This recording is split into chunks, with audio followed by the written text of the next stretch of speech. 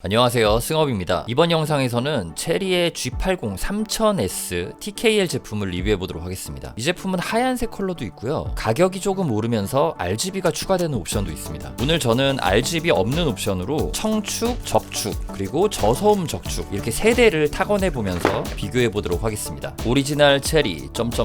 예, 체리가 오리지널은 확실히 맞죠. 그런데 요새는 체리 스위치의 특허가 풀리면서 정말 많은 제품들이 쏟아지고 있는 게 현실이긴 합니다. 앞으로의 체리는 어떤 식으로 변화가 될까요? 일단 구성품은 간단합니다. 설명서 펼쳐보면 한국어로도 간단하게 설명이 들어있고요. 그리고 키보드 본품 하나, 구성품은 이게 끝입니다. 외관 바로 살펴보도록 할게요. 먼저 케이블 부분 바로 짚고 넘어가 볼게요. 이렇게 보시면은 뺐다 꼈다 할 수 있는 게 아니라 선이 아예 고정으로 이렇게 달려 있습니다. 그리고 USB-A 타입, 요거를 컴퓨터에 꽂아주면 되는 거고요. 배열은 일반적인 텐키리스 배열입니다. 근데 거기서 이 체리키 ESC와 F1 사이에 체리키가 있다는 점이 특징 중에 하나라고 할 수 있겠습니다. 요 방향키 상단에는 체리라고 이렇게 음각으로 살짝 파였는데 광택이 있고요. 자, 옆 사이드 한번 체크해 볼게요. 키캡의 높이는 체리 프로파일입니다. 예, 그 체리가 맞습니다. 플라스틱 하우징으로 제작이 되었고요. 키보드를 뒤집어 보면은 G80 3000S TKL NBL 이렇게 빨간 스티커 붙여져 있고요. 총 4개의 고무 범폰이 달려 있습니다. 그리고 경사 조절 받침은 이렇게 한 단계에 올려줄 수가 있네요. 이걸 보면은 상판과 하판의 결합 방식을 알 수 있겠는데요. 여기 상판에 있는 걸쇠가 하판에 딸깍하고 껴가지고 맞물리는 그런 형태의 제품인 것 같습니다. 제품의 폰트 자체는 굉장히 깔끔한 것 같아요. 이런 식으로 폰트가 딱 무난무난하고요. 키캡의 질감은 좀 매끈한 편이고요. 요 글자체가 아주 미세하게 만져집니다. 그러니까 요 위에 프린팅이 된 그런 방식이겠죠. 키캡 한번 제거해 보도록 하겠습니다.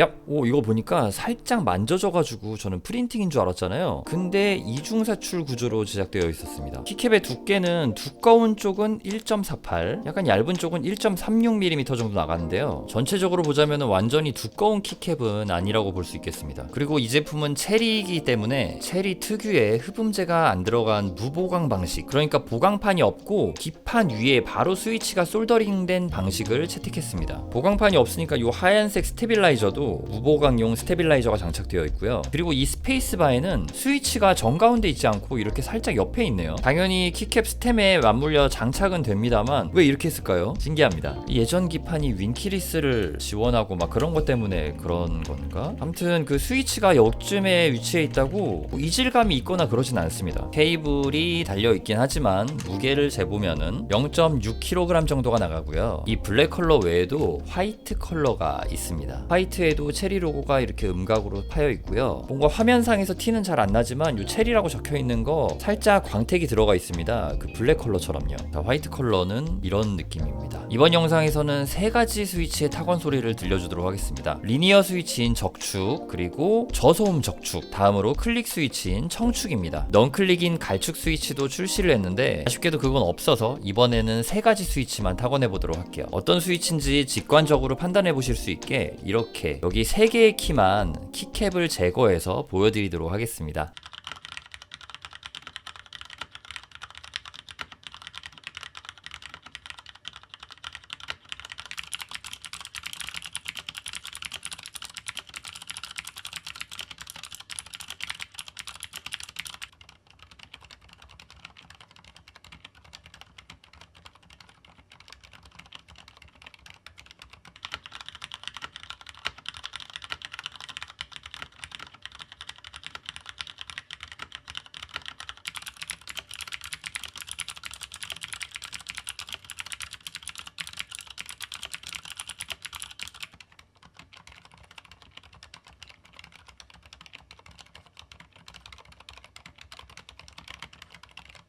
여기 있는 캡스락 키랑 스크롤 락키는 이렇게 누르잖아요? 그러면 이렇게 빛이 들어옵니다. 이 기능이 온오프 됐다는 걸 알려주는 불빛이에요. 자, 그러면 리뷰 들어갈게요. 먼저 스테빌라이저 상태는 그런대로 봐줄만 했습니다. 키캡의 유격이 좀 느껴지지만 생각보다 나쁘지가 않아요. 이게 최신형 제품들만큼의 정갈함은 아니지만 이 스테빌라이저 정도면은 나름 괜찮다고 볼 수 있습니다. 생각보다 진짜 나쁘지가 않아요.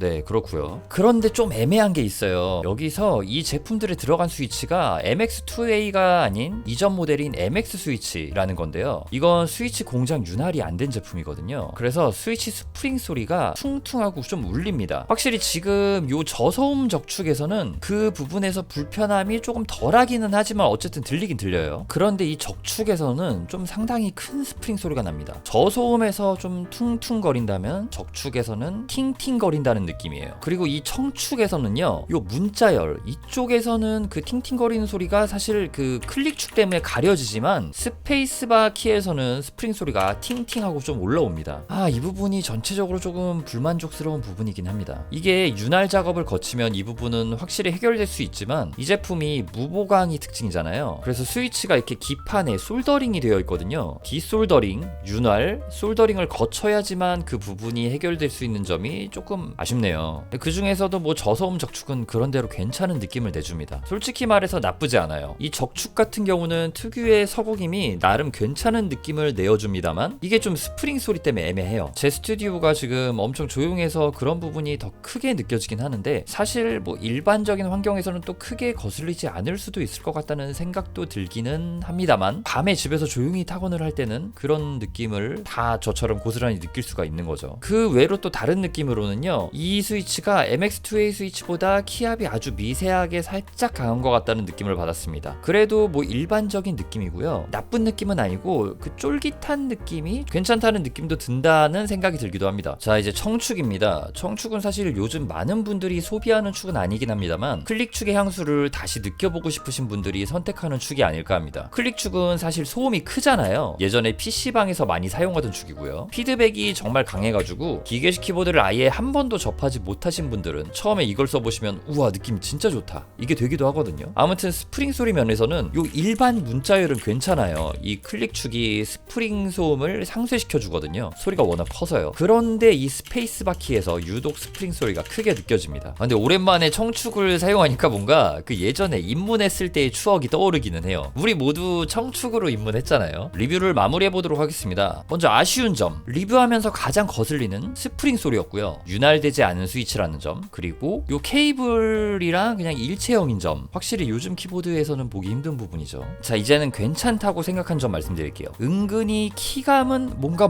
괜찮아요. 근본이라서 그럴까요? 이게 묘한 게 윤활 안 된 스위치를 또 괜찮아 하시는 분들이 계시거든요. 저도 이번에 오랜만에 써보는 건데 생각보다 나쁘지 않네요. 아쉬운 점에 윤활되지 않은 스위치라고 말씀드렸지만 은근히 뭔가 이렇게 여러가지 많이 타건해본 저도 그렇게 나쁘지가 않았다라는 점이 또 신기한 부분이기도 했습니다. 저는 체리에서 이 전통적으로 유지되고 있는 특유의 무보강형 결합 구조를 보다 좀 더 극적으로 잘 살린 제품이 나와서 이 맛에 체리 키보드 쓰지라는 소리가 나오게끔 근본 키보드 브랜드 체리에서 더 좋은 제품 나왔으면 좋겠다는 바람이 듭니다. 영상 여기서 마치도록 하겠습니다. 시청해주셔서 감사합니다.